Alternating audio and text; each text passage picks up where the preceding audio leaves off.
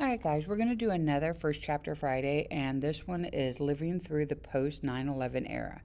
Now, I realize that none of you were obviously alive in 9/11.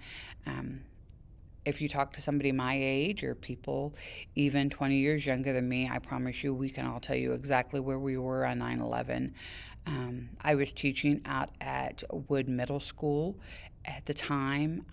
I was actually in class. I can remember one of the teachers on my team came up to me as we were transitioning classes, and she told me that the North Tower had fallen. And when she told me that, I really thought she meant that the tower on top had fallen. I didn't comprehend at the time that she meant the entire tower had fallen. It was just too much to even comprehend. It was so huge to even think about. Um, I can remember taking my class into the library, and we literally sat and we watched, because at that time I taught history and math. It was just so monumental for us. To me, 9/11 really was my grandparents' Pearl Harbor. I don't know if you've heard people compare it to that, but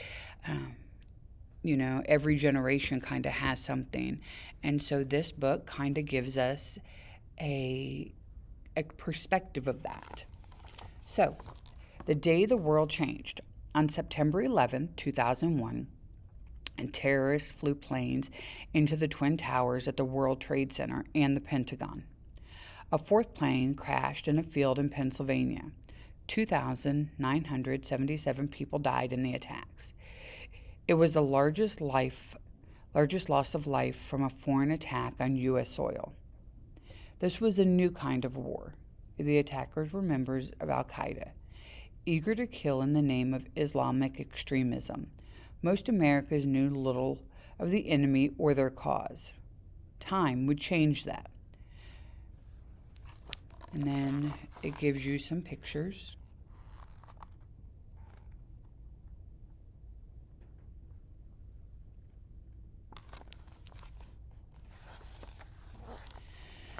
The day started normally, but at 8:54 a.m., onlookers saw a jet fly towards the North Tower. The collision seemed accidental, though some noticed the plane did not appear to be in distress. The tower started burning and evacuations began.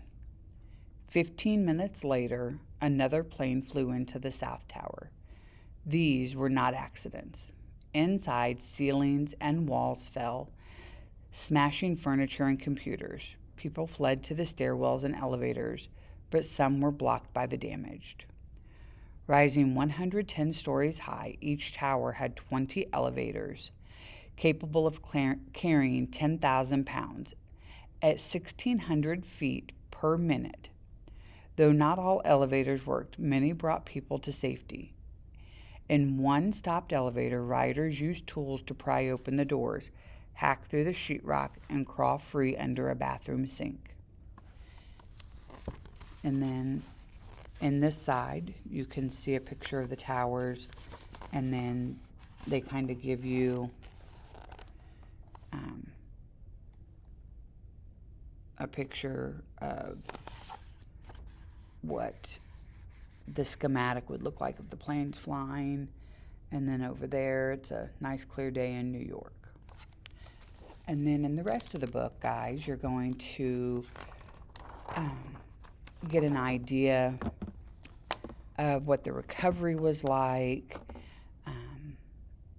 really looking forward, seeing how we addressed the war on terror and things like that.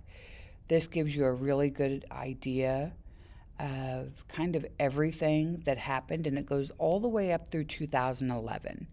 So it covers a really nice long time frame for you to be able to look at, and takes you up to just around the time that most of you were born.